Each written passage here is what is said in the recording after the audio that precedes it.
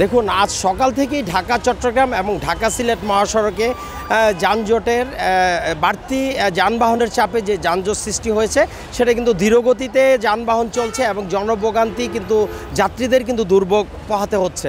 আমরা এখন যে স্পটটিতে আছি এটা হচ্ছে ঢাকা চট্টগ্রাম মহাসড়কের কাশপুর এলাকায়। এখানে আমরা যে বিষয়টি আজ এখন বিকেল পর্যন্ত, সকাল থেকে বিকেল পর্যন্ত আমরা যা দেখতে পাচ্ছি যে এখন কিছুটা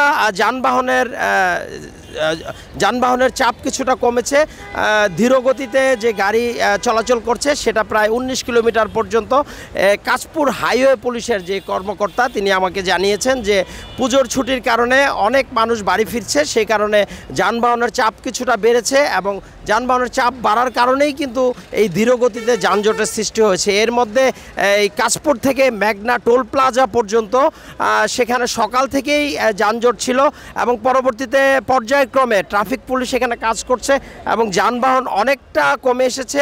বিকেল পর্যন্ত কিছুটা ধীরগতিতে ধীরে ধীরে যানবাহন চলাচল করছে এবং যাত্রীদের সাথে আমরা কথা বলেছি, তারা যেই বিষয়টি জানিয়েছেন যে যানজটের কারণে তারা দুর্ভোগ পোহাতে হচ্ছে, তারা দূর দূরান্তে তাদের গ্রামের বাড়িতে তারা ফিরবেন এবং এখানে তারা যানবাহন পেলেও এই যানজটের কারণে তাদের দুর্ভোগ পোহাতে হচ্ছে। এবং এই পুলিশের হাইওয়ে পুলিশের যে কর্মকর্তা তিনি জানিয়েছেন যে তাদের ট্রাফিক পুলিশের পুলিশ সদস্যরা, আইনশৃঙ্খলা বাহিনী তারা ঢাকা চট্টগ্রাম এবং ঢাকা সিলেট মহাসড়কের বিভিন্ন পয়েন্টে তারা যানজট নিরসনের জন্য তারা কাজ করছেন এবং তিনি জানিয়েছেন যে কাশপুর থেকে মেঘনা পর্যন্ত সেখানে একটি পরিবহন দুর্ঘটনার কবলে পড়লে কিছুটা যানজটের সৃষ্টি হয় এবং পাশাপাশি মাঝামাঝি অবস্থায় সেখানে কিছুটা রাস্তা ভাঙাও আছে।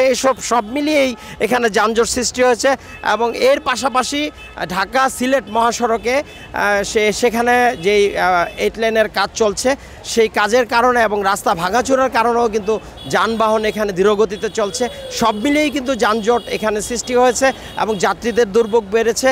তো সব মিলিয়ে এখন পর্যন্ত আশার আলো হচ্ছে যে ট্রাফিক পুলিশ জানিয়েছেন যে যানজট তারা কমানোর জন্য যে চেষ্টা চালাচ্ছেন, বিকেল পর্যন্ত এসে সেই যানজটের জট কিছুটা কমেছে এবং যানবাহন ধীরগতিতে চলাচল করতে শুরু করেছে। তো এই ছিল আমার কাছে কাশপুর থেকে ঢাকা চট্টগ্রাম ও ঢাকা সিলেট মহাসড়কের যানজট নিয়ে সর্বশেষ তথ্য।